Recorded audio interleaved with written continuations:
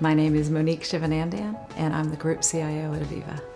So what is the role of women in technology, and where are we? We don't have the numbers, and we don't have the participation that we really need. 40% of technology purchases are made by women, yet 10 to 15% of the women are leading technology and running technology organizations or have leadership roles in technology. I think the problem with women in the space is pretty much across all disciplines. You have a shortage of women in corporate life. It can be a financial analyst, it can be a product engineer, it can be anything. You do have a shortage of women. Technology hasn't been as female friendly.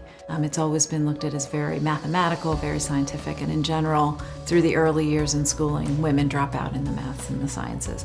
And so I think where we really need to go is we need to focus really at a young age and make sure that we're giving girls the confidence that they can be just as good as boys in maths and sciences. And I think we're getting there. I think that that is being recognized. Now that'll take a few years to filter through. And so what we do need to look at is how are women participating in the workforce. And so there's not really a problem at the early career stages when people are entering the workforces. It's about 50-50 in technology, yet the women do seem to drop out.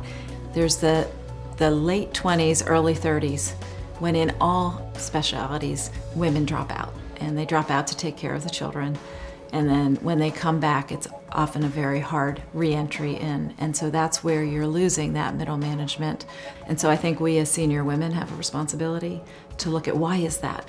I participate in late high school, early university summer programs where girls and young women are taught technology skills, are shown what it's like to be a professional woman in the technology space.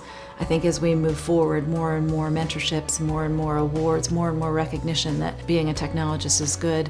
So they now see it, they understand what it is. It is cool to be a technologist. They want to be a part of this revolution. When you think about what technology is now versus what technology was, we need to build product that's good for everyone.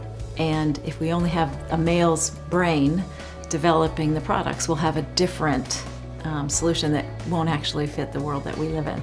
You need the diverse thought. You need people to challenge, to think from different perspectives. If you're in a room and everybody thinks the same and agrees, you're going to be really happy with what you built, but nobody else is going to want it.